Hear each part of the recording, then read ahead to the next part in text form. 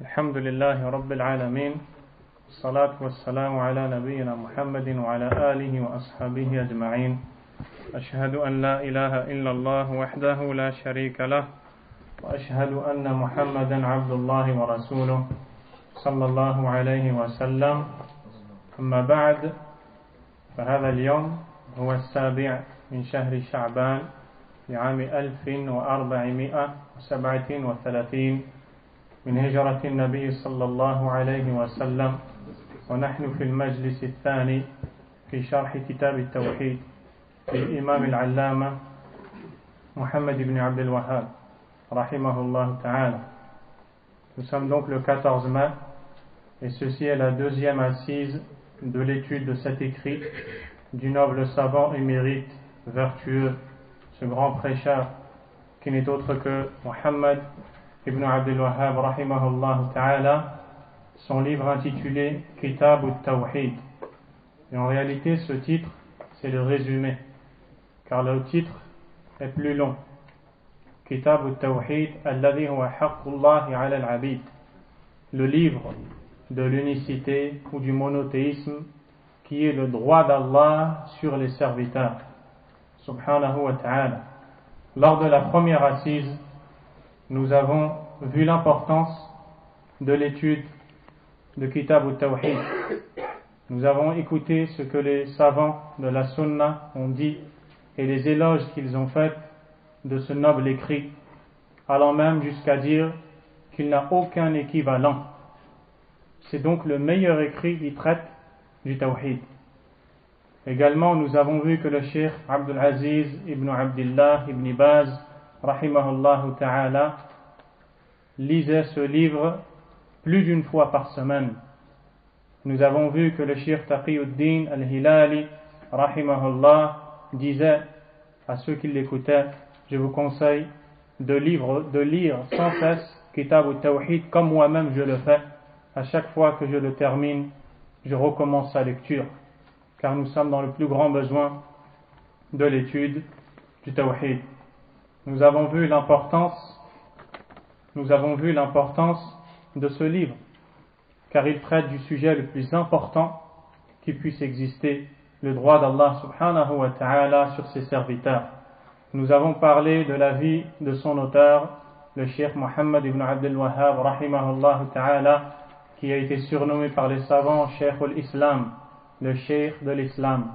Et les savants ont dit que cette appellation qu'il donne à certains parmi les gens de science, Cheikh al-Islam, il la donne quand cet homme concerné, qui a cette appellation, a tiré profit à toute la communauté.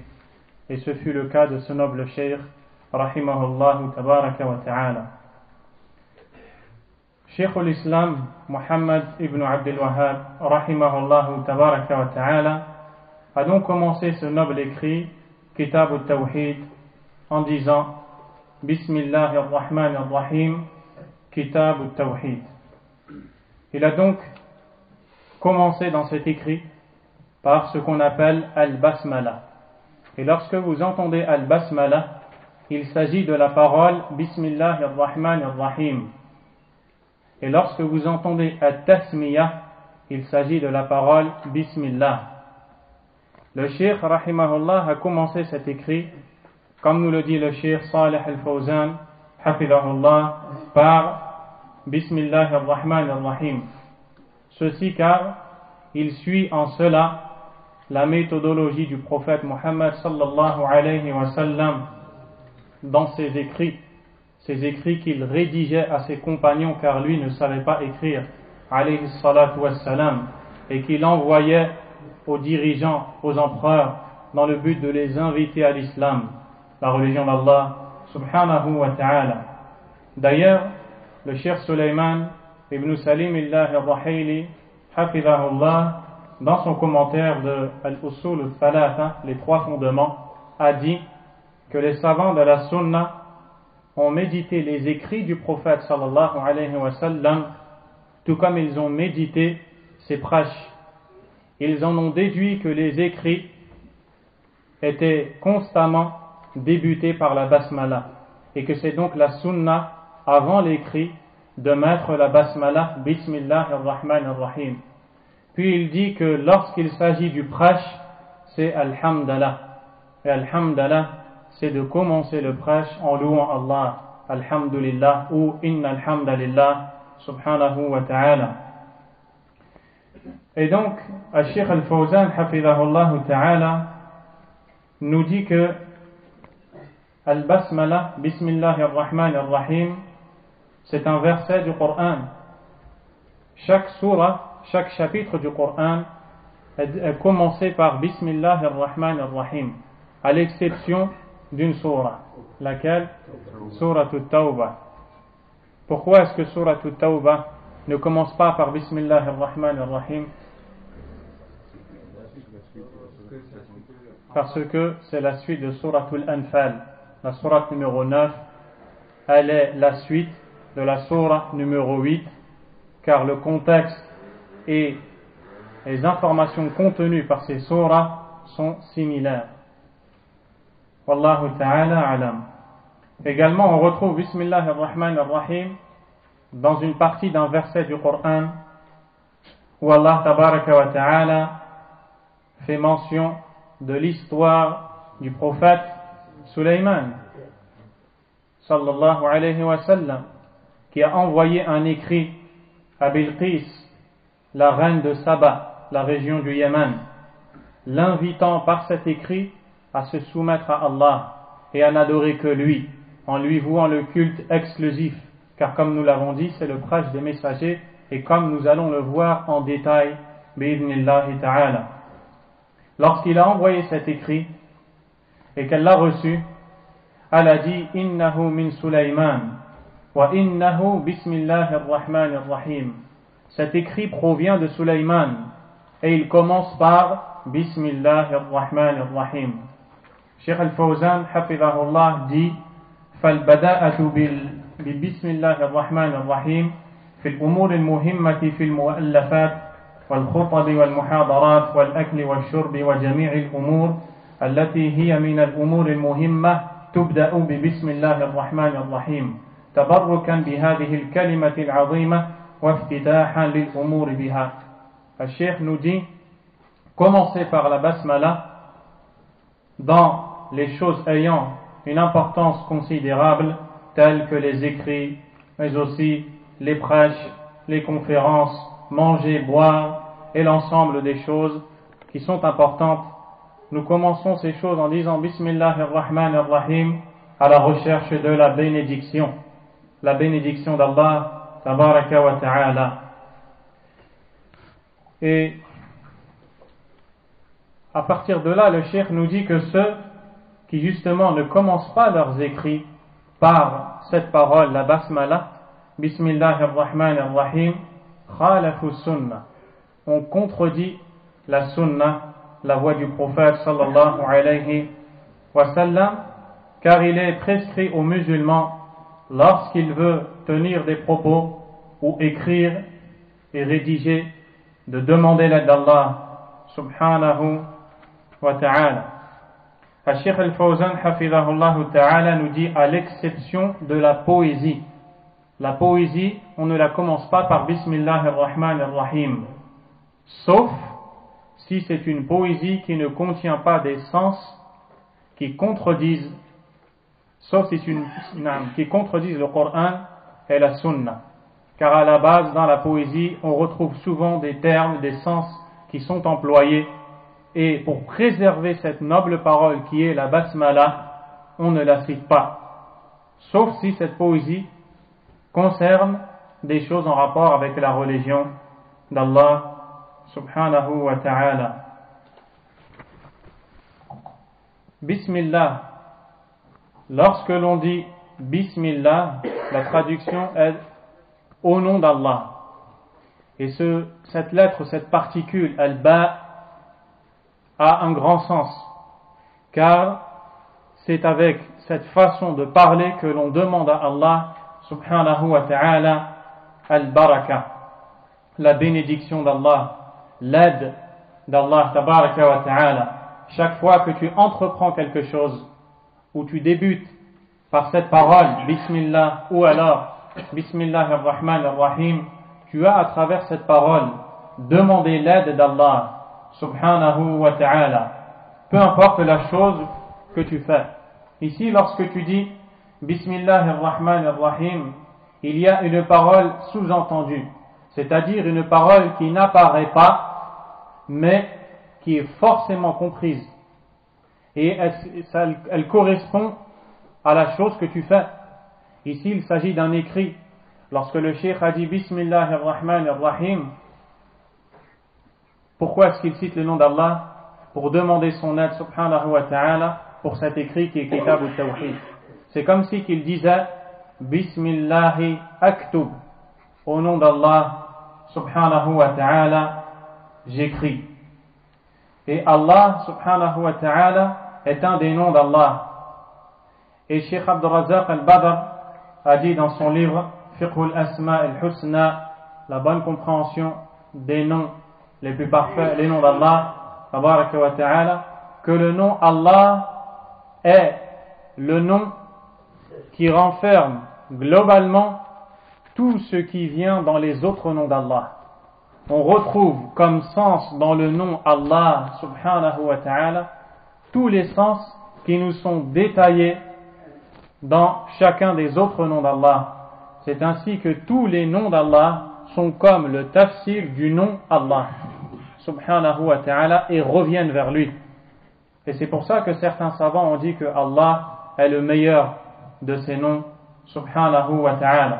Et Cheikh Al-Fawzan nous dit personne ne s'est donné ce nom excepté Allah subhanahu wa ta'ala. Personne n'a osé, même pas les tyrans, se donner ce nom-là.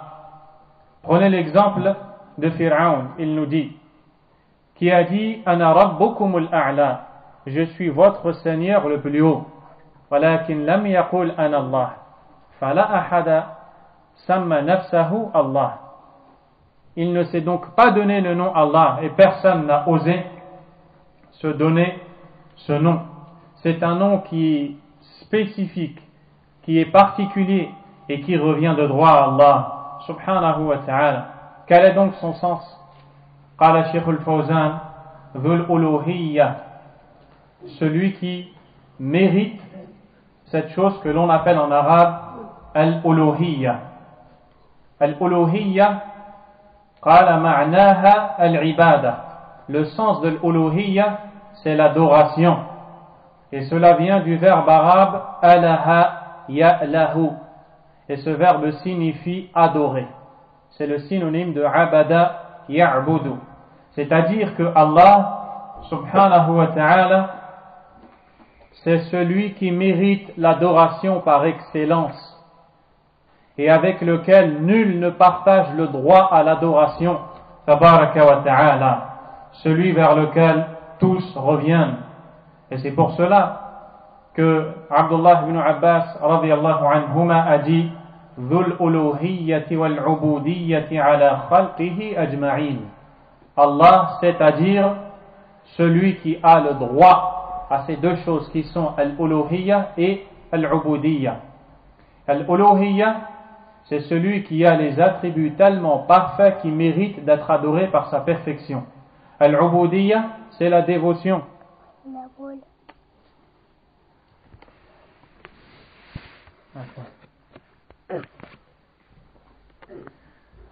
Voici donc le sens du nom d'Allah subhanahu wa ta'ala.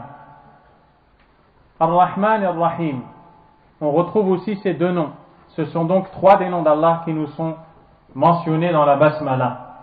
Ce sont deux des noms d'Allah qui impliquent qu'Allah est qualifié par la miséricorde. En arabe, on l'appelle Ar-Rahma subhanahu wa ta'ala.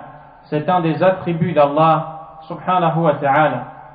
Sauf qu'il y a une différence dans la précision du sens de ces deux noms. Ar-Rahman, rahmatun amma li jami'il makhluqat. Ar-Rahman, c'est une miséricorde générale qui embrasse et englobe toutes les créatures. Ar-Rahman contient un attribut de la rahma qui englobe toutes ces créatures. Et on retrouve dans l'explication de Cheikh Abd al-Razzaq, hafidhahullah, qu'il a pris de l'imam Ibn al-Qayyim, rahimahullah ta'ala, dhur rahmatil wasi'a. Ar-Rahman, c'est-à-dire le qualifié par celui qui est qualifié par l'immense, l'incommensurable miséricorde. Subhanahu wa ta'ala. War-Rahim, rahmatun khassatun bil mu'minin. Quant au nom Ar-Rahim, il implique aussi la miséricorde et celle qui est particulière aux croyants. C'est pour ça qu'Allah Azza wa Jalla a dit wa kana bil mu'minina rahima dans Suratul Ahzab. Et c'est vraiment la traduction rapprochée, approximative, qui ne pourra être juste et donner le droit à la langue arabe, qui est il est tout miséricordieux envers les croyants. Donc quand il a parlé des croyants, il a utilisé pour eux le nom Ar-Rahim, subhanahu wa ta'ala. Et le Cheikh Abd al-Razzaq nous dit Ar-Rahim dhur rahmatil wasila. Ar-Rahim, celui qui a la miséricorde qui atteint qui il veut de ses serviteurs croyants, subhanahu wa ta'ala.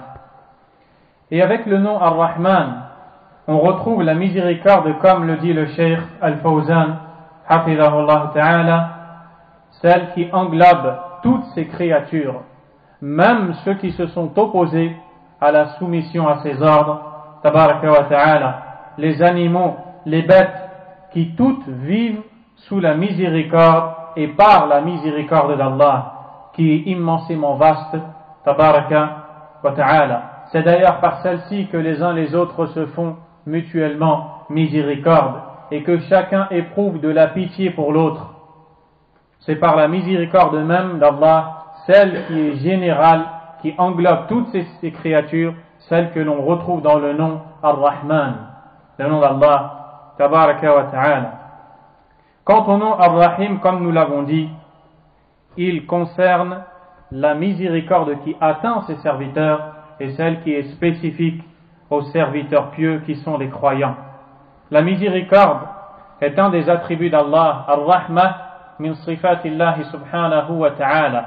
Man ankaraha khalafa kitab Allah wa sunnata rasulih wa ijma'a salafil umma khalafa al-haq. Celui qui s'oppose à l'affirmation pour Allah de la miséricorde a contredit le livre, a contredit la sunna, a contredit l'unanimité, le consensus des pieux prédécesseurs. Et cela, on le retrouve notamment chez Al-Asha'ira. Al-Asha'ira, ce sont ceux qui ont dit Ar-Rahma iradatul ihsan. Ils ont dit la miséricorde n'a pas le sens que vous pouvez entendre. Non, c'est une autre chose qui est voulue, c'est la volonté d'Allah d'être bienfaisant envers sa créature. Et ceci est un égarement, cette compréhension est fausse et elle est erronée. Ensuite, le cheikh a dit Kitab al-Tawhid. C'est donc le titre.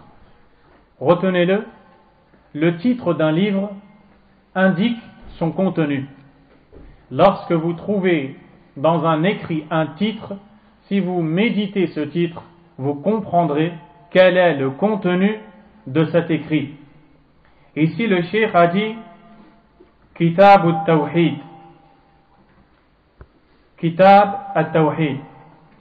Le terme kitab, dans la langue arabe, comme l'a dit le savant linguiste, l'imam Ibn Faris, qui a un dictionnaire qui est une source dans la langue arabe, intitulé ou appelé Mu'jam Maqayis al-Lugha, dans lequel il nous explique le terme kataba. Car comme vous allez le voir, à chaque fois, on le répétera, Inch'Allah ta'ala, chaque mot a un sens linguistique et un sens religieux. Nous parlons d'abord du sens linguistique, puis du sens religieux. Quant au sens linguistique, dans la langue arabe, retenez que chaque terme a une base de 3 lettres. Cette base de 3 lettres contient un sens.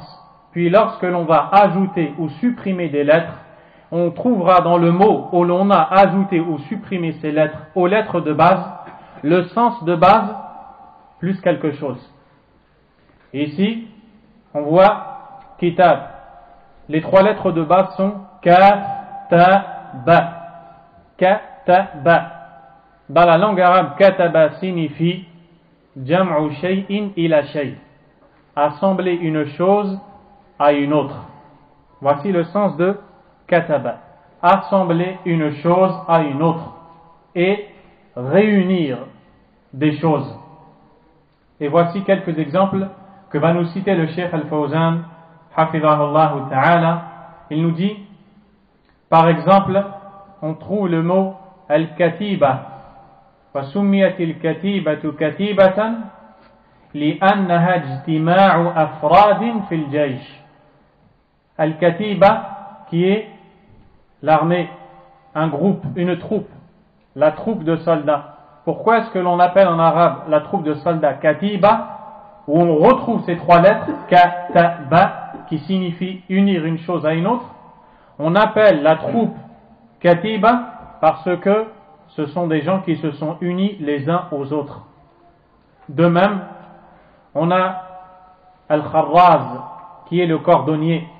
Al-Kharraz est appelé aussi Al-Katib, où on retrouve ces deux mots, ces trois lettres. Pourquoi? لأنه يجمع بين الرقاع أي قطع القماش جمع رقعة. Pourquoi est-ce que l'on appelle le cordonnier en arabe, qui est appelé Kharraz, on l'appelle aussi Katib? On retrouve ces trois lettres parce qu'il assemble les pièces de tissu qu'il va raccommoder les unes aux autres. Pourquoi Kitab ici? Kitab al-Tawhid. Pourquoi le Coran Kitab Allah tabaraka wa ta'ala? Car c'est un écrit dans lequel des textes sont rassemblés les uns aux autres. C'est ça que signifie le terme Kitab. Donc qu'est-ce qu'on comprend ici? Que dans le livre Kitab al-Tawhid, on va avoir toute une série de textes, de paroles, d'informations qui sont rassemblées les unes aux autres. Le terme Tawhid vient du verbe arabe wahada, yuwahidu, qui signifie ja'lu shay'i wahidan. وكذلك يقول العرب ثنى ثلث ربع خمس إذا جعل الشيء شيئين أو ثلاثة أو أربعة أو خمسة. Les Arabes disent wahada pour dire unifier, rendre une chose unique, qualifier cette chose de unique. Et ils le font avec les autres chiffres aussi. Donc, at-tawhid vient du verbe wahada. Et le verbe wahada en arabe, c'est le fait de rendre unique. Comme le dit le cheikh, afradahu an ghayri. Unifier cette chose et qualifier cette chose comme ayant une particularité que nul ne partage avec lui. Ça, c'est le sens de wahada. Le sens de tawhid, maintenant, dans la religion d'Allah subhanahu wa ta'ala. Si on parle de son sens global, le sens est ifradullahi bima yakhtassu bihi. Unifier Allah dans ce qui lui revient de droit. Ce qui va suivre est très important pour la continuation et la suite du livre. Et je vous invite à méditer, à écrire, à réviser, à apprendre et à comprendre. D'ailleurs, je profite de l'occasion pour vous inviter à mémoriser Kitab al-Tawhid et à ne pas être paresseux et à ne pas perdre le temps si cher de votre vie dans les futilités qui n'ont aucune importance. Mettez votre temps dans l'étude de la Sunna, dans l'étude du Tawhid. Waffaqanillah wa iyyakum. Ifradullahi bima yakhtassu bihi. Unifier Allah dans ce qui lui revient de droit. Déclarer Allah comme étant seul, unique, n'ayant aucun associé, n'ayant aucun qui partage avec lui, dans des choses qui reviennent de droit à Allah subhanahu wa ta'ala. Ça, c'est le sens global du terme tawhid. Maintenant, on pourrait se poser la question, qu'est-ce qui revient de droit à Allah tabaraka wa ta'ala? La réponse, ce sont trois choses. Ce sont trois choses. La première chose, et ces choses on les a appelées, les savants les ont appelées Anwa'u Tawhid et Thalatha, les trois catégories de Tawhid, les trois choses dans lesquelles il nous incombe d'avoir la conviction qu'Allah est seul et nul ne les partage avec lui, subhanahu wa ta'ala. Il y a premièrement Tawhid al-Rububiyyah, l'unicité d'Allah dans le al-Rububiyyah. Al-Rububiyyah, c'est la seigneurie. C'est le fait de reconnaître l'unicité d'Allah dans ses actes, subhanahu wa ta'ala. Il y a des actes que seul Allah, subhanahu wa ta'ala, est capable de faire. Il y en a beaucoup, parmi lesquels la création, la possession, la gérance, il guide, il égare, il donne la vie, la mort, il fait tomber la pluie, il éprouve son serviteur, accorde une issue favorable à un autre, guérit un serviteur et en rend un autre malade par sagesse, subhanahu wa ta'ala. Il octroie la subsistance, il fait que le serviteur puisse jouir de ses bienfaits, il répond à l'invocation, il bénit son serviteur, il punit un autre, il guide, il égare, il châtie, subhanahu wa ta'ala. Ces choses-là, nul ne les partage avec Allah, subhanahu wa ta'ala. Seul Allah est capable de les faire. Celui qui pense qu'un autre qu'Allah est capable de les faire a commis le polythéisme dont nous allons parler inshallah en détail dans ce livre, bi'idhnillahi tabaraka wa ta'ala. Et si on voulait réunir toutes ces choses que seul Allah est capable de faire dans une seule appellation, dans un seul mot, dans un seul terme, on dirait tout simplement Tawhid al-Rububiyyah, l'unicité dans la seigneurie. Puis si on voulait définir ce qu'est la seigneurie, on dirait la seigneurie, c'est ce qui représente tous les actes propres à Allah, tous les actes que nul ne partage avec Allah. Si on voulait donner des exemples dans cela, on dirait, comme a dit le Cheikh Ibn al-Uthaymin rahimahullah, les trois bases de Rububiyyah, al-Khalq, al-Mulk, al-Tadbir, la création, la possession, la gérance. Toute la seigneurie d'Allah, toute la Rububiyyah d'Allah subhanahu wa ta'ala tourne autour de cela, la création, la possession et la gérance, subhanahu wa ta'ala. Quand il t'octroie la subsistance, il guérit un malade, il guide, il égare, c'est la gérance. Quand il te donne la vie, c'est la création. Quand tu jouis d'un bienfait, ce bienfait est possédé par Allah subhanahu wa ta'ala. Et on a l'obligation de croire en l'unicité d'Allah subhanahu wa ta'ala dans la seigneurie. Et est-ce que croire qu'Allah est unique dans la seigneurie est suffisant pour faire de toi un croyant? La réponse est négative. Car Al-Sheikh Al-Fawzan hafidhahullah nous dit وَهَذَا النَّوْعُ مَنْ أَقَرَّ بِهِ وَحْدَهُ لَا يَكُونُ مُسْلِمًا.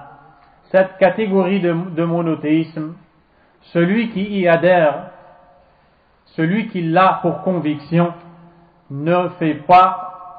cette conviction ne fait pas de lui un musulman. لِأَنَّهُ قَدْ أَقَرَّ بِهِ الْكُفَّارِ.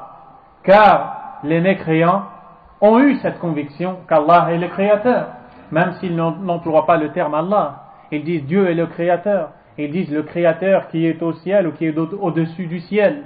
Mais est-ce que cela fait pour autant d'eux des croyants chez Allah? La réponse est non. كما ذكر جل وعلا في القرآن في آيات كثيرة, comme Allah l'a évoqué dans nombreux versets du Coran. Et on va en citer un. قل من يرزقكم من السماء والأرض أمن يملك السمع والأبصار ومن يخرج الحي من الميت ويخرج الميت من الحي ومن يدبر الأمر فسيقولون الله فقل أفلا تتقون. Dans ce verset, dans le sens rapproché, Allah subhanahu wa ta'ala dit à son prophète sallallahu alayhi wa sallam, dis, c'est-à-dire, ô toi messager, adresse-toi à ton peuple de polythéistes et dis-leur la chose suivante. Dis, qui est celui qui vous octroie la subsistance du ciel et de la terre? Qui est celui qui possède l'ouïe et la vue, qui fait sortir le vivant du mort, et le mort du vivant, qui donne les naissances et les morts, tabaraka wa ta'ala. Qui est celui qui administre l'ordre et qui gère l'affaire? Ils te diront, c'est Allah. فقريش يعلمون أن الله تبارك وتعالى متفرد واحد في هذه الأشياء ولكنهم كفار. Quraysh, ce peuple sait qu'Allah est le seul dans Ar-Rububiyya, dans la Seigneurie. Mais pourtant, Allah tabaraka wa ta'ala les a qualifiés de kuffar. Et à la fin, il dit فَقُلْ أَفَلَا تَتَّقُونَ, c'est-à-dire, ne craignez-vous donc pas. C'est-à-dire, ne craignez-vous donc pas les conséquences néfastes de votre mécroyance, de votre mécréance en l'unicité d'Allah, dans le droit à l'adoration, alors que vous savez qu'il est le seul à vous avoir créé, octroyer la subsistance, donner la vie, donner la mort, administrer, subhanahu wa ta'ala. إلى غير ذلك من الآيات التي أخبر الله أن المشركين يقرون بأن الله هو الخالق والرازق والمحيي والمميت. Et d'autres versets en ce sens où Allah affirme que les polythéistes adhèrent à la croyance que seul Allah est créateur, pourvoyeur, donne la vie et la mort, subhanahu wa ta'ala. Deuxième tawhid et deuxième catégorie de tawhid, tawhid al-uluhiyya, que l'on pourrait aussi appeler tawhid al-ibada, l'unicité d'Allah dans le droit à l'adoration, l'unicité d'Allah dans le culte, unifier Allah subhanahu wa ta'ala dans le droit à l'adoration, c'est-à-dire avoir la conviction que nul autre qu'Allah ne mérite l'adoration. Al-i'tiqad بأنه لا يستحق العبادة غير الله عز وجل أن توحد الله في قلبك وأن تجعل المعبود واحدا, que tu aies la conviction que nul autre qu'Allah ne mérite l'adoration. Et ça, c'est la compréhension de Ahlul Sunnah, les gens de la Sunnah. Les gens de l'innovation, Ahlul Bid'ah, ont dit, on ne doit pas employer le mot tawhid. Pourquoi? Car Allah est unique. Il n'a besoin de personne pour l'unifier et le rendre unique. Et si on disait qu'il faut que l'on unifie Allah, c'est comme si qu'Allah était plusieurs et il fallait le qualifier d'unique. Et ils ont dit ces propos parce qu'ils ne se sont pas appuyés sur le Coran et la Sunna et sur la compréhension des salafs, as-sahaba radiyallahu anhum, at-tabi'un wa atba'u tabi'in, les premières générations de l'islam. Et lorsque l'on revient à leur compréhension, on voit que ces gens sont bien loin de la vérité. Tout d'abord, car ce terme, tawhid, est dans la sunna. Et on le retrouve chez l'imam Muslim, rahimahullah. Et notez ça, dans le hadith où le noble compagnon Jabir ibn Abdullah, radiyallahu anhuma, décrit l'accomplissement du pèlerinage du prophète, sallallahu alayhi wa sallam, appelé Hajjatul Wada', le pèlerinage d'adieu. C'est un long récit que les savants utilisent pour enseigner les règles de jurisprudence relatives au rite du pèlerinage. Qu'est-ce que l'on retrouve dans le début de ce récit? Jabir radiyallahu anhuma nous dit Thumma ahalla bit tawhid. Jabir, le compagnon qui a vécu avec le prophète sallallahu alayhi wa sallam, dit que quand le prophète a porté sa tenue que l'on appelle le vêtement d'ihram, les deux étoffes blanches de tissu inférieure et supérieure, il a dit, puis il a proclamé le tawhid. D'où est-ce qu'il a appris cette parole? Du Coran et du prophète sallallahu alayhi wa sallam. Deuxièmement, on retrouve chez l'imam al-Bukhari et Muslim, dans l'histoire où le prophète sallallahu alayhi wa sallam a envoyé Mu'adh ibn Jabal radiyallahu anhu vers le Yémen pour prêcher à Allah et à l'unicité d'Allah. Il lui a dit Innaka ta'ti qawman ahla kitab falyakun awwala ma tad'uuhum ila an yuwahhidu Allah. Ô Mu'adh, tu vas te rendre chez un peuple des gens du livre, ce sont des chrétiens, que la première chose à laquelle tu les appelles soit qu'ils unifient Allah. Est-ce que ces gens-là maintenant seraient capables de s'opposer au prophète sallallahu alayhi wa sallam et de lui dire Allah n'a pas besoin qu'on l'unifie? La réponse est non, bien sûr que non. Donc, d'où vient leur incompréhension? D'où vient le problème? C'est qu'ils n'ont pas suivi les salaf salih, les pieux prédécesseurs dans la compréhension des textes. Car en réalité, Tawhidullah fil ibada, unifier Allah dans l'adoration, c'est-à-dire Allah ta'buda illa Allah, que tu n'adores qu'Allah, wa an taj'ala ma'budaka wahidan wa huwa Allah, wa an ta'taqid al-wahdaniyata lillah fi istihqaq al-ibada. C'est-à-dire que tu aies la conviction que nul autre qu'Allah ne mérite l'adoration. Pourquoi cela? Parce qu'il y a bon nombre de divinités qui sont adorées en dehors d'Allah subhanahu wa ta'ala. On adore le soleil, on adore des prophètes, on adore des tombes, on adore des prétendus saints et pieux qui sont enterrés sous terre, on adore des statues, on adore des pierres, des arbres.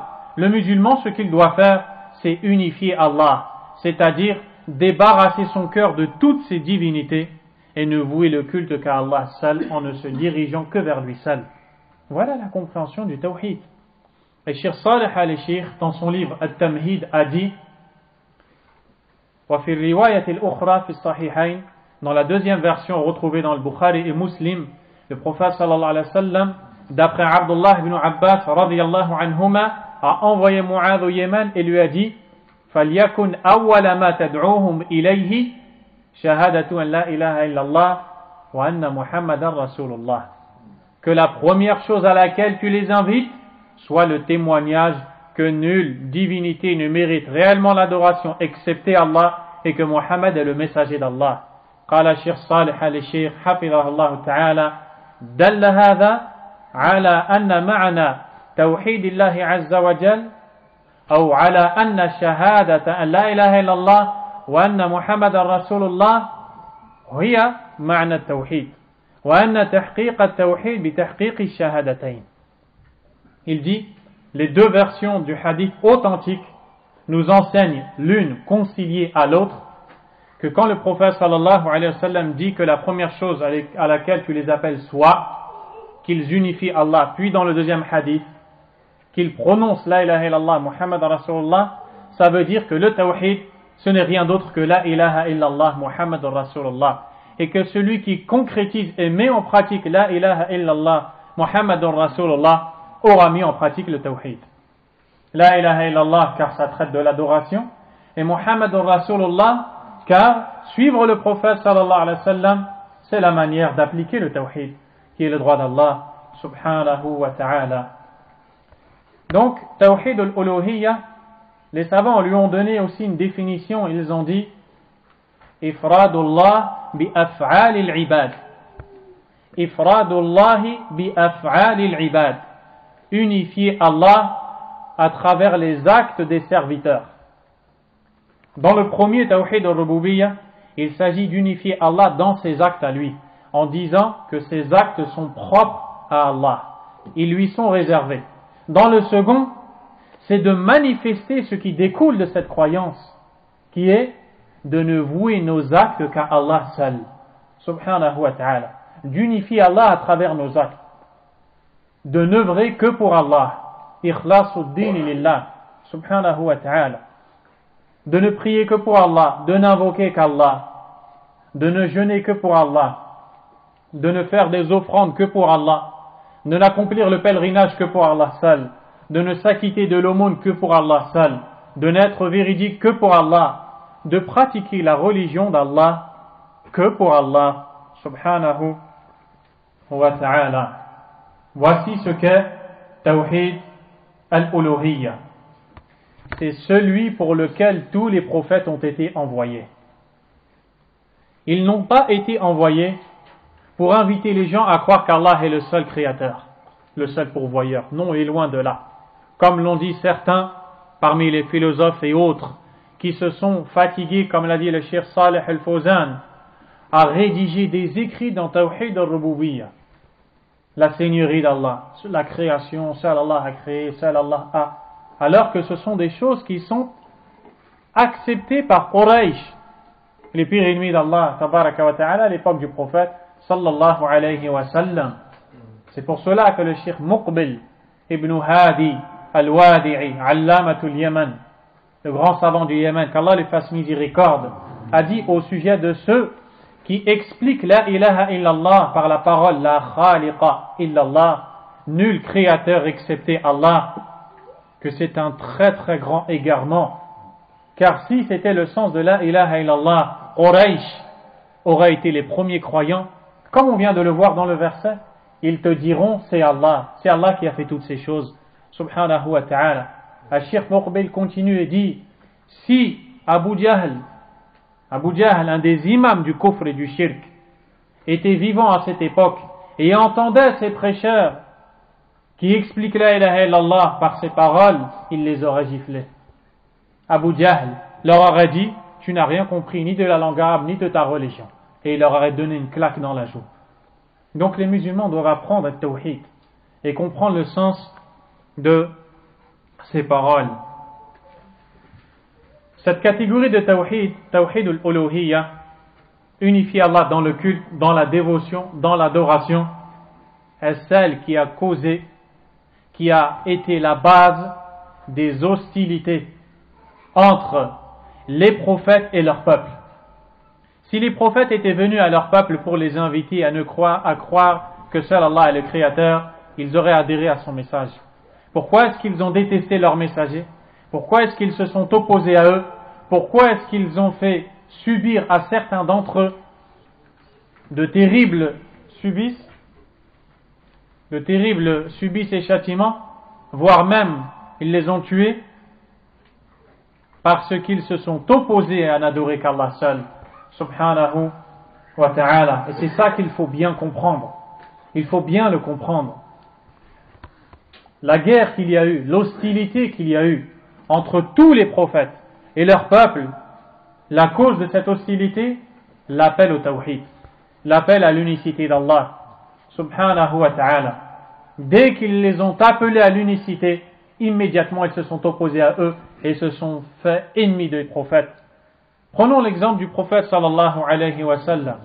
N'est-ce pas, chers frères, waffaqakumullah, que quand le prophète n'était pas encore un messager alayhi salatu wa salam, il était le bien-aimé chez eux, on l'appelait as-sadiqul amin, le véridique, le digne de confiance.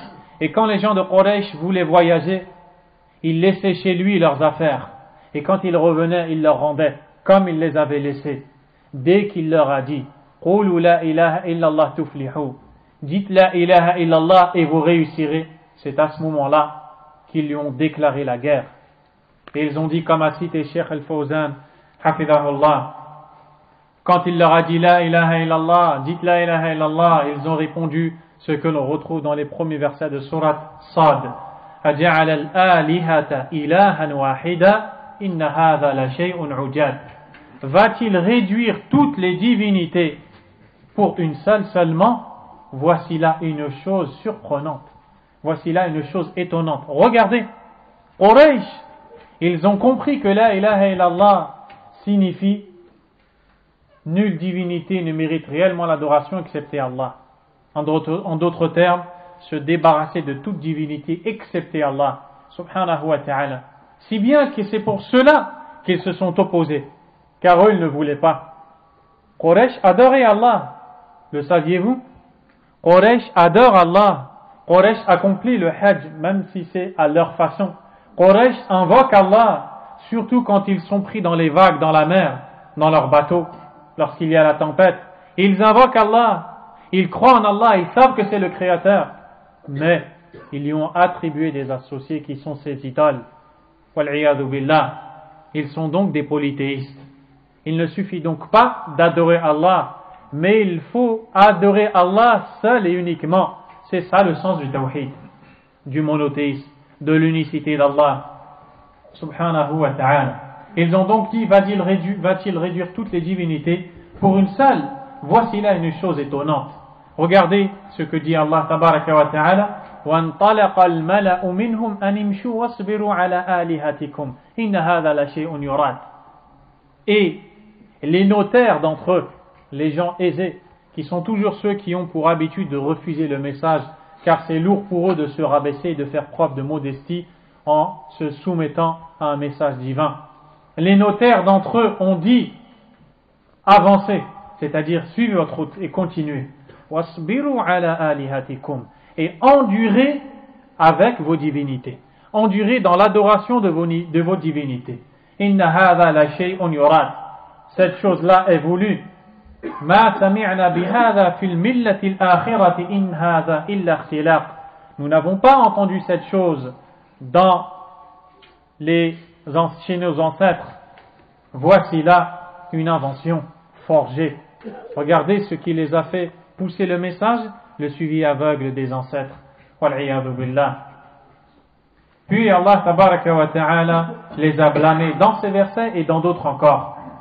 Al-Sheikh Al-Fawzan nous dit que ces gens-là, les polythéistes, ont refusé de reconnaître l'unicité d'Allah subhanahu wa ta'ala dans le culte, dans le droit à l'adoration. Ils ont dit « Nahnu na'budu Allah wa na'budu ma'ahu ghayrahu min ash-shufa'i wal-wusata » Nous autres adorons Allah, mais nous adorons en même temps ceux que nous croyons être des intercesseurs, des intermédiaires. Wal'iyadu billah. Donc, vous allez voir qu'Allah tabaraka wa ta'ala dans le Coran parle des polythéistes en disant qu'ils adorent Allah subhanahu wa ta'ala et aussi qu'ils adorent d'autres qu'Allah tabaraka wa ta'ala. Ils adorent d'autres qu'Allah subhanahu wa ta'ala en croyant que ces autres qu'Allah qu'ils ont adorés vont les rapprocher d'Allah davantage. Wal'iyadu billah. Et c'est un grand égarement. Et Allah tabaraka wa ta'ala nous parle de cela dans les versets cités par le cheikh où ils disent وَقَالُوا لَا تَذَرُنَّ آلِهَتَكُمْ. Et ils ont dit ne délaissez pas vos divinités, en parlant du peuple de Nuh alayhi salam. Et vous allez voir dans Kitab al-Tawhid, on va étudier comment est apparu sur terre Ash-Shirku Billah subhanahu wa ta'ala, car à la base l'humain est sur le Tawhid. C'est le shirk qui s'est infiltré chez l'humain, alors qu'avant il était sur le Tawhid, sur l'unicité d'Allah subhanahu wa ta'ala. Qu'est-ce que le peuple de Nuh a répondu à ce dernier pour s'opposer à lui? Ils se sont dit les uns les autres ne délaissez pas vos divinités.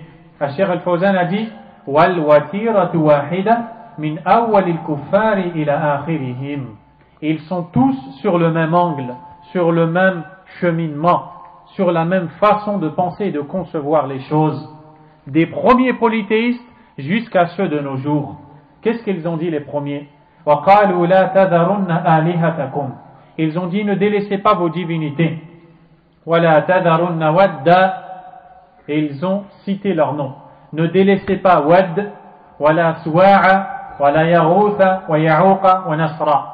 Les noms de 5 personnages, on l'étudiera plus tard, Inch'Allah, en détail. Il dit, Cheikh Al-Fawzan, hafidhahullah, que les adorateurs des tombeaux, les polythéismes, ceux qui adorent Al-Hassan, Al-Hussein, ceux qui adorent Al-Badawi, ajoutons à cela, ceux qui adorent Al-Tijani, ceux qui adorent Ahmadou Bamba, et toutes ces choses que l'on voit dans nos pays arabes, africains et même asiatiques, malheureusement. Ceux qui recherchent la bénédiction auprès des tombes, qui formulent des vœux pour les gens qui sont enterrés. Wal'iyadu billah. Ils disent, des prêcheurs au tawhid, وَلَا يَعْرِفُونَ حَقَّ الْأَوْلِيَاءِ يَقُولُونَ عَنِ الْمُوَحِّدِينَ لَا تَعْرِفُونَ حَقَّ الْأَوْلِيَاءِ. Ils disent des monothéistes, des prêcheurs au tawhid, vous ne reconnaissez pas la grandeur des awliya. Lorsque vous nous dites de ne pas adorer ces tombes, ces pieux, ces saints, vous ne reconnaissez pas la grandeur de ces pieux. Al-Hassan, Al-Hussein, Tijani, Badawi, Abdul Qadir Al-Jilani, et bien d'autres encore. Ce n'est qu'à titre d'exemple que l'on cite ces quelques noms. Al-Watiratu Wahida. Ils sont sur la même façon de voir les choses. Donc, Cheikh Al-Fawzan dit, cette deuxième catégorie de Tawhid, c'est l'unicité d'Allah dans ses noms et attributs, subhanahu wa ta'ala, et de délaisser tout ce qui est adoré en dehors d'Allah. Wa tarku ibadati man siwa. Délaisser tout ce qui est adoré en dehors de lui. Wa hadha huwa alladhi ba'atha Allahu bihi ar-rusul. Et c'est ce par quoi et avec quoi Allah a envoyé les messagers.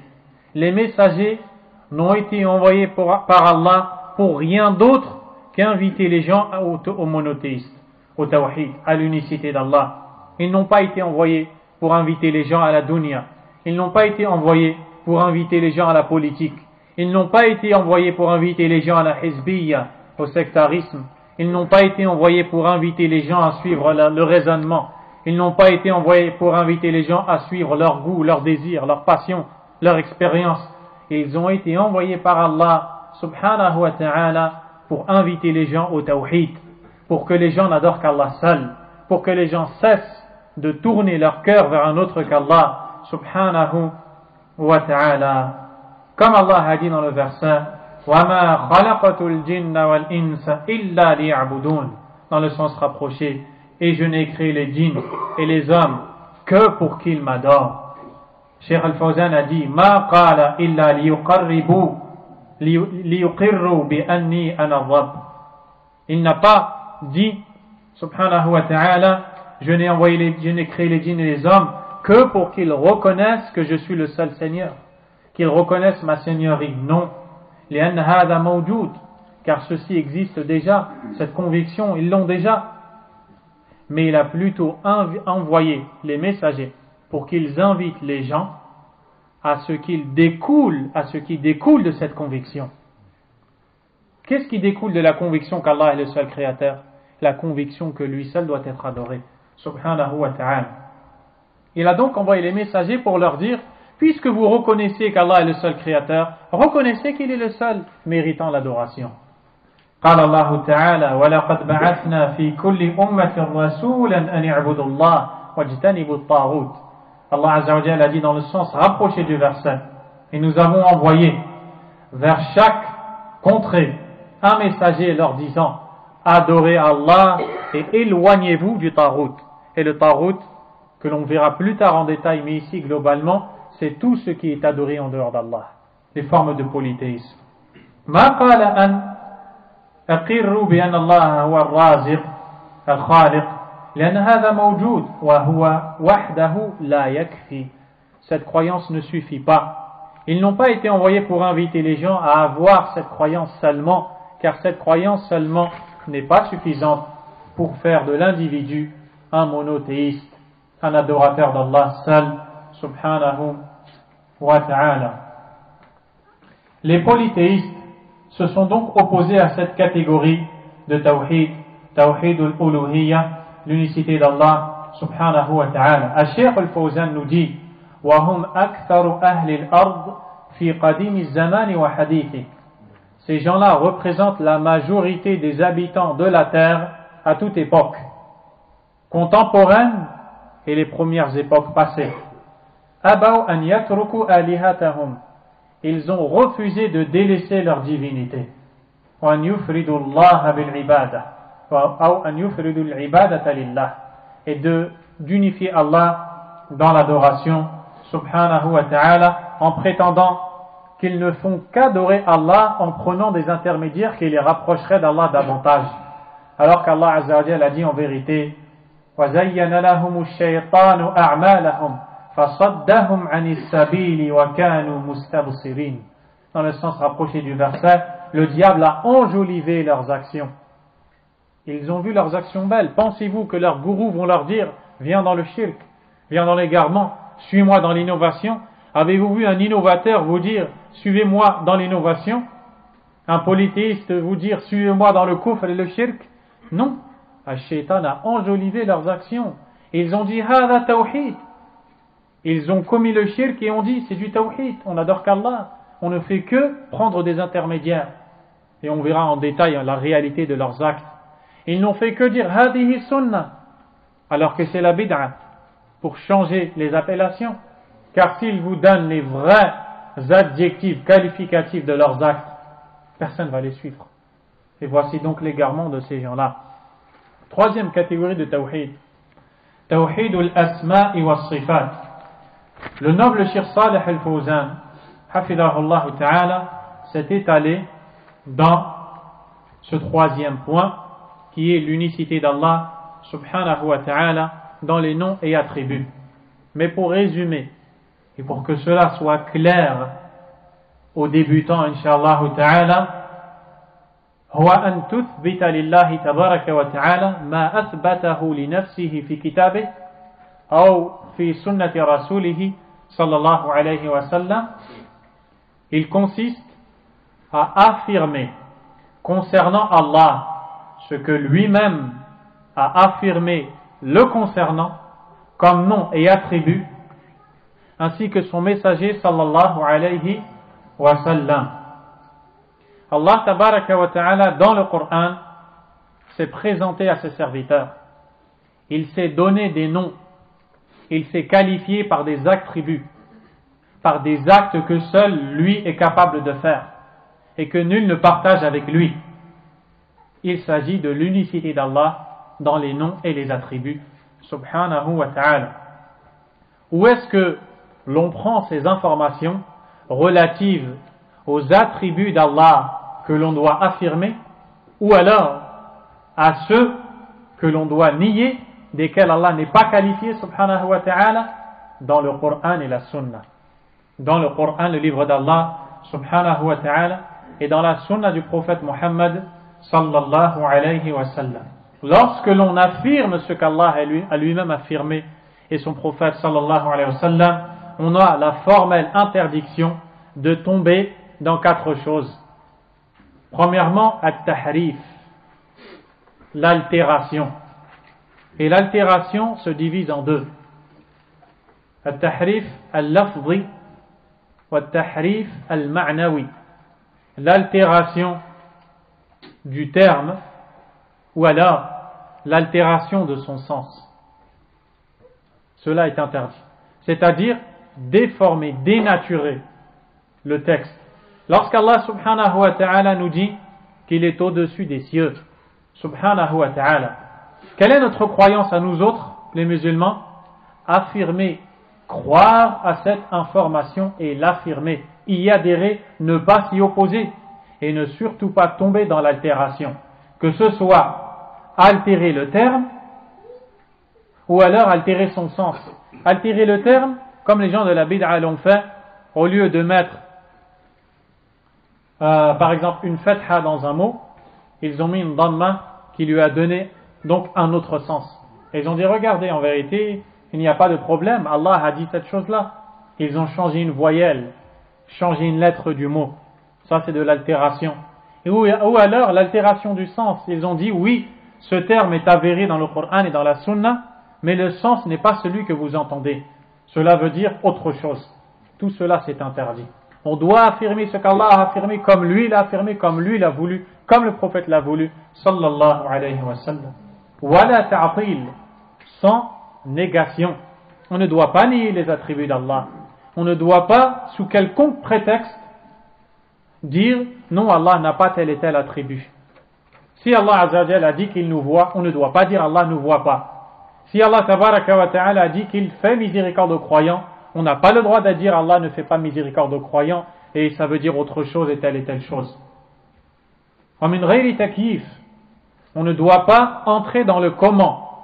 Le Cheikh Mohammed Aman al-Jami, rahimahullah, noble savant du Tawhid, grand savant de la Sunna, dans son Sharh de l'Aqidatul Wasitiyya, son commentaire de l'écrit de Cheikh al-Islam ibn Taymiyyah, rahimahullah, a dit at-takyif, le comment c'est deux choses. Soit poser la question sur le comment, de venir et de dire comment Allah est au-dessus, comment Allah nous voit, comment Allah nous entend, de poser la question comment dans les attributs d'Allah. C'est formellement interdit, car on ne peut pas le savoir. On ne doit simplement qu'affirmer ce qu'Allah a affirmé comme lui l'a voulu, subhanahu wa ta'ala. Il dit, ou alors, c'est toi de donner un comment. Soit tu poses la question, comment Allah s'est élevé au-dessus de son trône, ou alors tu dis, Allah s'est élevé au-dessus de son trône de telle et telle façon, wal-iyadhu billah, qu'Allah nous préserve de cet égarement de la sunna et du tawhid. Quatrièmement, at-tamthil, d'illustrer les noms et attributs d'Allah, wal-iyadhu billah, comme de dire de telle façon, de telle et telle, et d'illustrer, wal-iyadhu billah, les attributs d'Allah. Quelle est la base dans la croyance des gens de la sunna dans Tawhid ou l'asma et wa sifat? le verset de Surat Ash-Shura, la consultation, vous devez le connaître, c'est une base dans le tawhid, dans l'asma wa sifat. قول الله تبارك وتعالى ليس كمثله شيء وهو السميع البصير. Dans le sens rapproché du verset, Allah subhanahu wa ta'ala a dit aucune chose ne lui est pareille et c'est lui l'audient, le clairvoyant.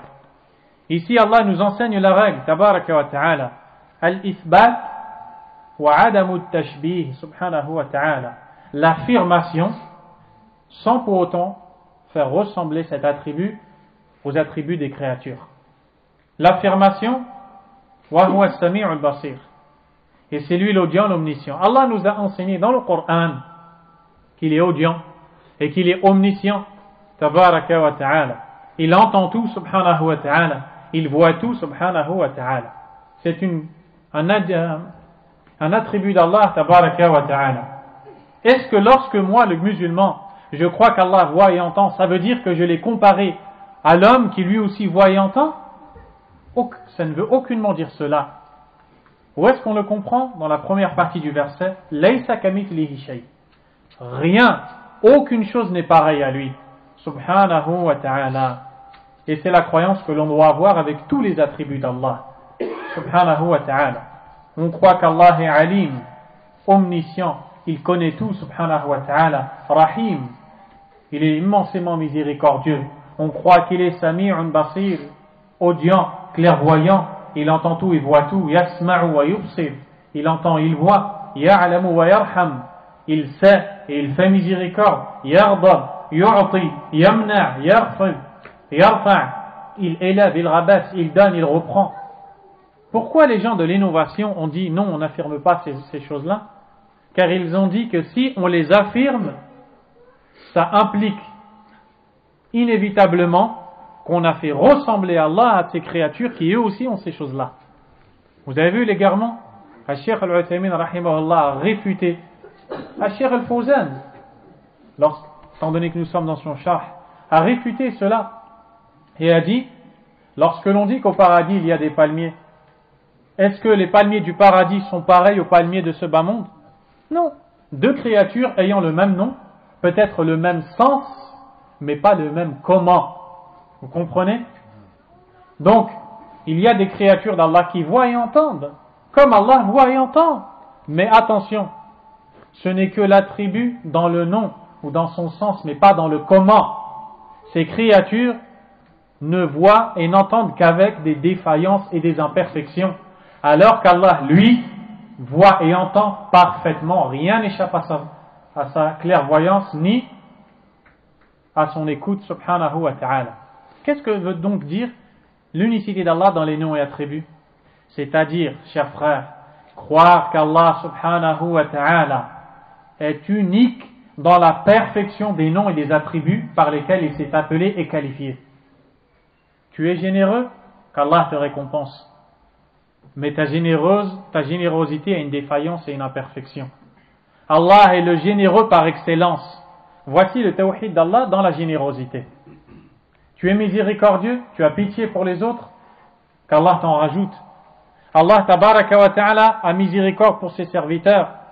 Ta pitié à toi, ta miséricorde est défaillante, sujette à la faute, au manquement, à l'erreur, alors que la miséricorde d'Allah est parfaite. Et nul ne partage cette perfection dans cet attribut qu'il nous a donné, par lequel il s'est qualifié, et que nul ne partage avec lui sans chercher le comment, sans l'illustrer, sans le faire ressembler, sans l'annuler, sans l'altérer. Voici le tawhid d'Allah dans la rahma. Faites la même chose avec tous les noms d'Allah et vous serez muwahhidoun, monothéistes dans les noms et attributs d'Allah. Monothéistes, qu'Allah vous préserve, subhanahu wa ta'ala.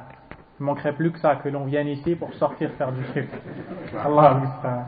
Allahumma hdi qulubana wa faqihna fi din. Voici le résumé de ce que Cheikh Salih Al-Fawzan, hafidhahullah tabaraka wa ta'ala, nous enseigne. L'un d'entre vous pourrait poser la question: Ahlus Sunnah doivent chercher le ilm, ya ikhwani. Les gens de la Sunnah doivent aller chercher la science. Si on vous dit, d'où est-ce que vous êtes venu avec ces trois catégories de tawhid?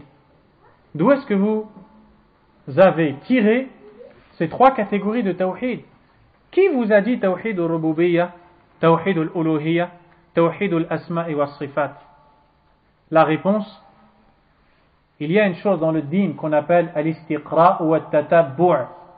C'est le fait d'étudier les textes, c'est ce que les savants font, d'étudier les textes les uns après les autres pour pouvoir en déduire, en tirer les enseignements, les règles, les fondements de la compréhension de ces textes. Al-istiqra wa tatabbu'. Les savants étudient et après ils s'aperçoivent de choses. Et donc, les choses desquelles ils se sont aperçus sont nulle part ailleurs que dans les textes du Coran et de la Sunna. Donc, ils ont dit, nous avons étudié le Coran et nous avons vu qu'il y a certains versets dans le Coran où Allah subhanahu wa ta'ala fait mention de ses actions. Par exemple, Allah azza wa jalla a dit Alladhi khalaqakum walladhina min qablikum la'allakum tattaqun, celui qui vous a créé, vous, ainsi que ceux qui vous ont précédés, ainsi atteindrez-vous la piété. Puis Allah énumère un certain nombre de choses qu'il a créées et qu'il nous a assujettis. Tabaraka wa ta'ala, il nous montre qu'il est le seul créateur. Khaliqu kulli shay, il est le créateur de toutes choses. Rabbul alamin, le Seigneur des mondes. Tabaraka wa ta'ala. Faqalu hadhihi al-ayat fi tawhidillah fi rububiyyatihi. Tout simplement. Ils ont dit tous ces versets concernent l'unicité d'Allah dans la Seigneurie. Ensuite, ils ont étudié les textes et ils ont vu que Allah tabaraka wa ta'ala a parlé de son droit à l'adoration. Wa qada rabbuka alla ta'budu illa iyyah, et ton Seigneur a décrété, a ordonné de n'adorer personne d'autre que lui. Wa la tushriku bihi shay'a, et ne lui associez rien. Subhanahu wa ta'ala. U'budullah ma lakum min ilahin ghayruh, adorez Allah, nulle divinité pour vous ne mérite réellement d'être adorée. Ils ont dit hadhihi al-ayatu kulluha fi tawhidillahi fi al-uluhiyya ou fi al-ibada. Tous ces versets impliquent l'unicité d'Allah subhanahu wa ta'ala dans le droit à l'adoration. Puis ils ont étudié encore et encore les textes du Coran et ils ont vu que Allah tabaraka wa ta'ala fait la mention de ses noms, de ses attributs. Wallahu alladhi la ilaha illahu alimul ghaibi wa shahada wa rahmanur rahim. Allah, nulle divinité ne mérite réellement l'adoration excepté lui. Il connaît l'invisible et le caché. Il connaît l'invisible et ce qui est visible. Le tout miséricordieux, le très miséricordieux. Puis il cite tous ses noms. Ar-Rahman ar-Rahim, Maliki yawmiddin. Ils ont dit hadhihi al-ayat fi tawhidillah fi asma'ihi wa sifatihi. Ces versets concernent l'unicité d'Allah dans ses noms et dans ses attributs. Qu'Allah fasse miséricorde à notre enseignant, à Cheikh Tariq Zintani Abul Khattab, un des grands élèves du Cheikh Muqbil ibn Hadi al-Wadi'i, rahimahullah, qui nous a enseigné ces choses dans le Sharh de Kitab al-Tawhid. Et on remercie Allah subhanahu wa ta'ala. Et le Cheikh est vivant, c'est un Libyen, il est retourné dans son pays, il prêche à Allah, et grâce à Allah, il est connu chez les ulama de la Sunna, à Médine et ailleurs aussi. Et c'est chez lui qu'on a étudié Kitab al-Tawhid, walillahi alhamd. Et donc, Allah tabaraka wa ta'ala a donc montré ces trois catégories de Tawhid. Pour répondre à ceux qui ont dit, car il y a ceux qui ont dit, le Tawhid n'a pas ces trois catégories. Il y a ceux qui ont dit, il n'y a pas le terme Tawhid. On a vu la réponse. Il y a d'autres qui ont dit, pourquoi divisez-vous le Tawhid en trois? Ça ressemble à ce qu'on appelle Aqidatut Tathlith, la croyance de la Trinité, wal'iyadu billah, qu'on le retrouve chez les chrétiens. Et pour rejeter le Tawhid en trois catégories, et ces trois catégories, qu'est-ce qu'ils ont dit? Ils ont dit deux choses. La première, هذا إنما جاء في القرن السابع والذي جاء به هو ابن تيمية كذبوا عليه. Ils ont dit cette subdivision en trois du monothéisme et du tawhid est quelque chose de nouveau qui n'a jamais existé et qui n'est venu qu'au 7e siècle de l'Hégire. Et c'est Ibn Taymiyyah qui a inventé cela. Wal'iyadu billah. Chers frères, c'est là la différence entre Sahib ou Sunnah, celui qui suit la Sunnah, avec ilm wa basira, avec connaissance, avec clairvoyance. Soyez de ces gens-là, ou alors soyons de ces gens-là. Les gens de la Sunnah leur ont répondu, et leur ont dit, oh que non, cela a été cité par un grand nombre de savants, bien avant Ibn Taymiyyah rahimahullah, a été cité par l'imam Ibn Hibban, qui a vécu bien longtemps Ibn Taymiyyah, dans son livre Rawdatul Uqala, le jardin des doués de raison. Cela a été cité par l'imam At-Tahawi rahimahullah. Cela a été cité par l'imam Ibn Manda. Cela a été cité par d'autres imams dont les noms ne me viennent pas à l'esprit. Et tous ces imams ont vécu bien longtemps avant Ibn Taymiyyah rahimahullah. Deuxièmement, ils ont dit ça ressemble à Aqidatut Tathlith. Donc ils ont dit vous avez divisé le tawhid en 3 et alors ça ressemble à la Trinité. La Trinité c'est du shirk. Et nous on vous dit c'est le tawhid. Regardez Ahlul Bid'ah, les gens de la Bid'ah avec leur raison, où est-ce qu'ils vont? Loin dans l'égarement. Aussi, on dit à ces gens-là, n'est-ce pas que vous affirmez qu'il y a dans la prière tant de conditions, tant de piliers? N'est-ce pas que vous affirmez qu'il y a tant de conditions, tant de piliers, tant d'obligations, tant de sunan dans les adorations? Ils te répondront bien sûr que si. On leur dira alors, amenez-moi le dalil qui dit dans la prière il y a tant de piliers, tant de conditions, tant d'obligations, tant de sunan. Ils diront, nous l'avons compris des textes. On leur dit, c'est exactement la même chose pour le tawhid. Qu'Allah fasse miséricorde à Cheikh Abul Khattab qui nous a enseigné cela. Hafidahullah tabaraka wa ta'ala. Et aussi, il y a l'écrit que je vous recommande d'avoir et de lire du Cheikh Abdurrazzaq ibn Abdul Muhsin al-Badr, qu'Allah le préserve, qu'il a intitulé Al-Mukhtasar al-Mufid fi adillati taqsim al-Tawhid. Le résumé utile et profitable contenant les preuves de la division du Tawhid en 3. Et vous le trouvez dans son site, dans le site du Cheikh al-Badr.net, où il y a ses écrits. Une autre chose, nous avons vu que le Tawhid se divise en 3, et ça sera la fin, Inch'Allah, de notre cours. D'un autre point de vue, les savants l'ont divisé en 2. Il n'y a pas de différence et de divergence dans la réalité de la chose. Vous avez bien compris la division en 3. Maintenant va venir la division en 2. Ils ont dit, il y a premièrement ce qu'on appelle Tawhidul Ma'rifati wal Ithbat, l'unicité dans la connaissance et l'affirmation. Cela contient Tawhid al-Rububiyyah ainsi que Tawhid al-Asma wa Sifat, l'unicité d'Allah tabaraka wa ta'ala dans la seigneurie et son unicité dans les noms et dans les attributs. Pourquoi est-ce qu'ils l'ont appelé Tawhid al-Ma'rifati wal Ithbat, l'unicité dans la connaissance et l'affirmation? Car si tu médites, ces deux catégories, il s'agit de connaître et d'affirmer. La seigneurie d'Allah, les attributs d'Allah. Tu connais et tu affirmes. La deuxième catégorie, Tawhid al-Talab wal-Qasd, le Tawhid de la demande, c'est-à-dire le Tawhid des actes, qui est Tawhid al-Uluhiyya. Est-ce que vous avez bien compris cela? Ça vous le retrouvez dans Sullam al-Wusul.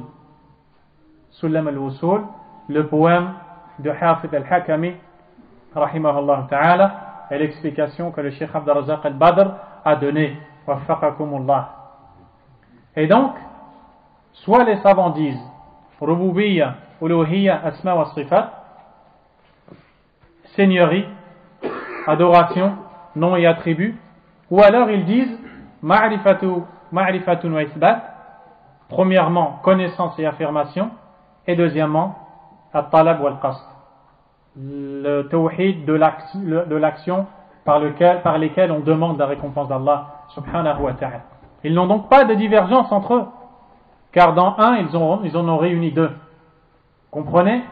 Parce que certains pourraient dire, regardez les savants de la Sunna qui divergent, c'est faux, ils ne divergent pas dans ça. Un autre point, qui a toute son importance. Quels sont les liens entre les différentes catégories de tawhid? Quels sont les liens entre les différentes catégories de tawhid? La réponse est la suivante. Tawhid al-uluhiyya, l'unicité d'Allah dans l'adoration, yatadammanu al-asma'a was-sifati war-rububiyya, implique, comprend en lui le tawhid des noms et attributs et le tawhid de la seigneurie. En d'autres termes plus simples, c'est que celui qui n'adore qu'Allah subhanahu wa ta'ala ne le fait que parce qu'au préalable il a cru au nom et attributs à la seigneurie d'Allah.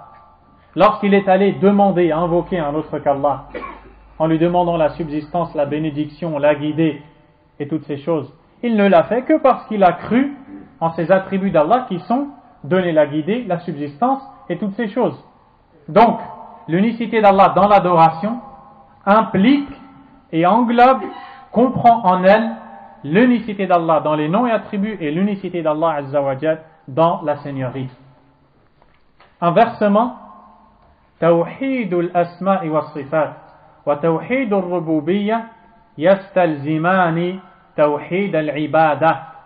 Et inversement, le monothéisme dans le tawhid dans la seigneurie et le tawhid dans les noms et attributs poussent et conduisent inévitablement à faire ce qui en découle, qui est l'unicité dans l'adoration d'Allah subhanahu wa ta'ala. Est-ce que cela est compris? C'est pour ça, chers frères, que vous allez maintenant méditer le Coran et vous allez trouver tous les versets qui parlent de cela. Le verset 21 de Surat al-Baqarah, Allah Azza wa Jalla a dit: Ya ayyuhalladhina amanu, ya ayyuhan nas, ô vous les gens, u'budu rabbakum. U'budu rabbakum. Ô vous les gens, adorez qui? Votre Seigneur. Pourquoi est-ce qu'on l'adore? Parce qu'il est notre Seigneur. Alladhi khalaqakum, qui vous a créé, walladhina min qablikum la'allakum tattaqun, ainsi que ceux qui vous ont précédés, ainsi atteindrez-vous la piété. N'est-ce pas qu'Allah a fait le lien entre le fait que ces gens à qui il s'adresse croient qu'Allah est le Créateur, pour après les inviter à croire qu'il est le seul à mériter l'adoration. Donc Tawhid al-Rububiyyah ne suffit pas, mais conduit et pousse inévitablement à pratiquer ce qui en découle, qui est l'adoration d'Allah seul, subhanahu wa ta'ala. La science, ça demande de la réflexion, ça demande de la patience, et c'est dans ça qu'on doit passer notre temps. Ces choses-là, en tant que frère pour vous, ce que j'attends de vous, c'est que vous les maîtrisiez, c'est que vous rentrez dans vos demeures et que vous maîtrisiez ces choses. Je n'attends pas de vous que vous rentrez et que vous dites Masha'Allah le dars et après on n'en parle plus. Non, ya akhi, on parle du droit d'Allah tabaraka wa ta'ala. Il y a des frères qui perdent leur temps dans des futilités et ils restent ignorants dans le tawhid et dans les masaïl, dans les questions relatives au tawhid.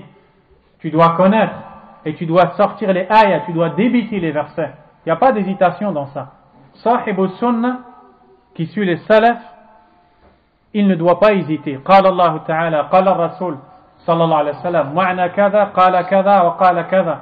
Le sens de ce verset, c'est tel autre verset. Le sens de ce hadith, c'est tel autre hadith. Et ça demande du temps. Ça demande de l'assise, de l'endurance, de la patience. Et de ne pas perdre ton temps avec ce qui te dévie de ces choses-là.